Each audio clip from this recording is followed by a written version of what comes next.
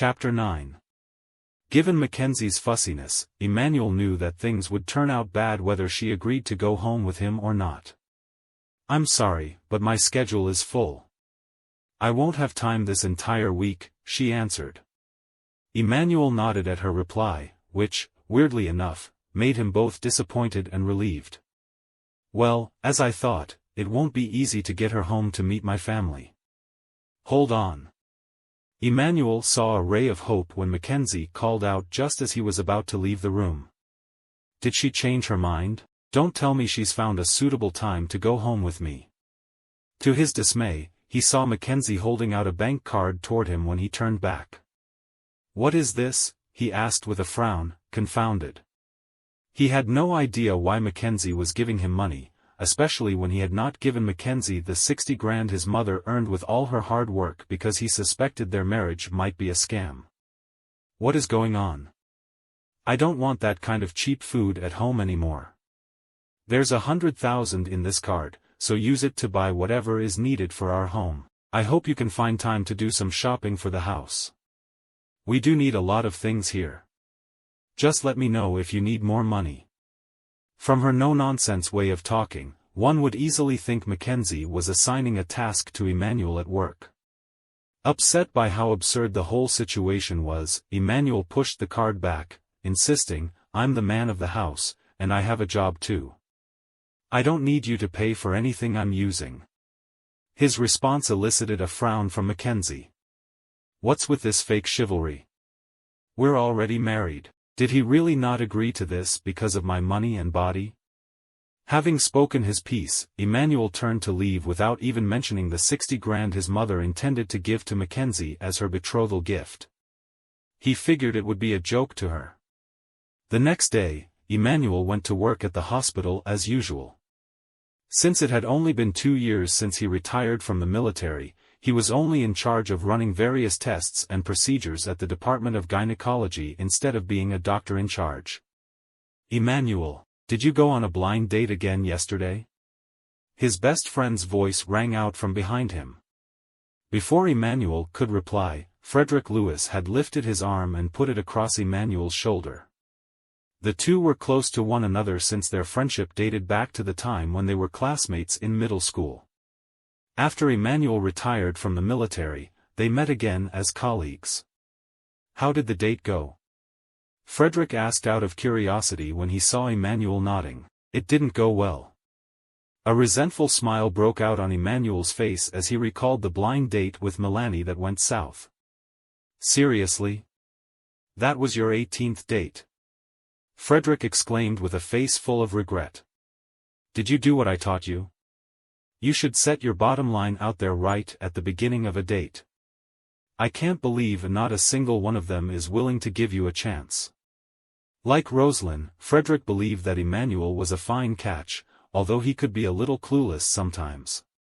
Hence, he found it unbelievable that none of the women fell for Emmanuel's looks. "You know what? I think I'm messing up every single date exactly because I'm doing what you told me to. The date just fails every time I tell them I'm earning 80 grand a year." Emmanuel complained. "Then you should improvise. Talk about something else," Frederick argued, glaring at him. Emmanuel kept quiet at his retort, for he had deliberately mentioned his salary during the dates because he did not want any of it to work out. "What can I say? Women these days are very practical and materialistic." "Tell me about it," Frederick whined. "It's hard finding someone who's not materialistic. It'll be a rare find if you get one." Emmanuel understood where Frederick was coming from, since the latter had remained unmarried since his girlfriend ditched him for a man from a wealthy family. "Whatever. I have to go see my mom now. She's coming over for a checkup today. Can you take over those patients who are doing their medical certificate tests?"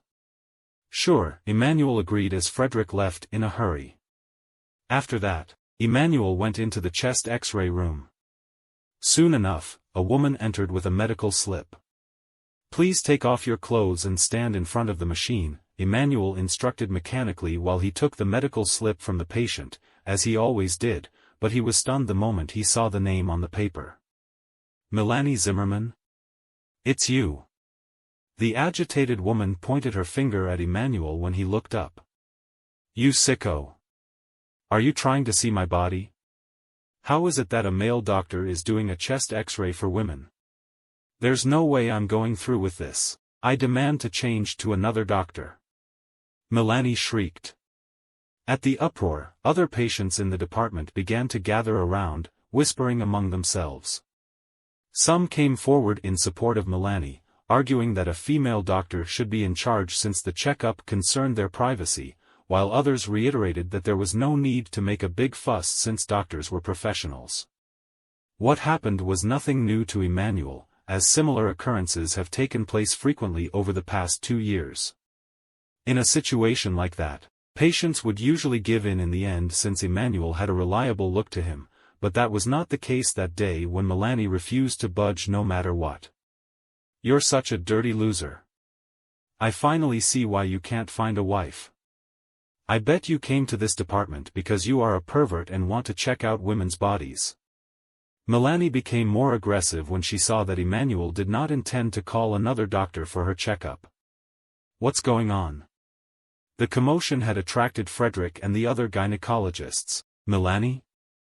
When Frederick saw it was Melanie, the prettiest girl 2 grades below his back at middle school, he rushed over to explain, there must be a misunderstanding, Melanie. We are professionals in the industry. We don't prey on our patients. We treat men and women all alike. Lies. Do you think I'll really buy all this bullshit? Did you say you guys treat men and women all the same?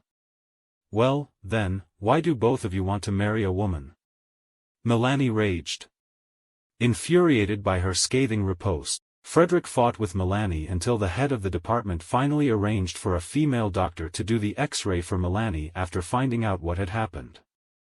At the end of the day, the disaster seemed to have affected Frederick more than it did Emmanuel.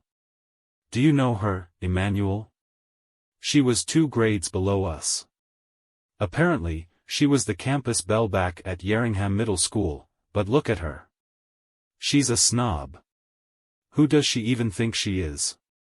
She's not even that special. None of the other female patients had a problem with us. When Frederick had finally finished his tirade, Emmanuel smiled weakly at him, saying, she was actually my 18th date. She what? Appalled, Frederick fell silent for a long while until he finally commented, she's got the looks, though. Why does she even need to go on blind dates? Actually, do you think something's wrong with her biologically? Is that why she refused to let you run an X-ray on her? Emmanuel had no clue what was the reason for Melanie's misbehavior, so he simply smiled. Is it because her breasts are asymmetrical? Is she sick or something? Emmanuel was still quiet, leaving Frederick to make all the wild guesses himself. Suddenly, Frederick stopped talking altogether when he caught a shadow beside him. The next thing he knew, Melanie was already right before him. Cut the crap out. You're the sick one here. In fact, both of your families are sick. You 2 losers can never hope to nab a woman like me. That's why you 2 will be single for the rest of your lives. Melanie did not leave until she had taunted the 2 to her heart's content. Behind her, the mortified Frederick made a face at her, dissing, I've never met such an arrogant woman. Emmanuel could not agree with his friend in that respect, for the woman he had married at first sight was equally overbearing, except for the fact that Mackenzie was more tolerable. All right. I'd better go get my mom's report, Frederick noted before rushing off to the CT scan room. Also concerned about the result, Emmanuel followed after him. When he saw Frederick shaking with the report in his hands from the door, Emmanuel knew something must be wrong. What is it? Emmanuel dashed over, sensing that things had taken a bad turn. He was aghast when he beheld the scan image. This is end-stage lung cancer.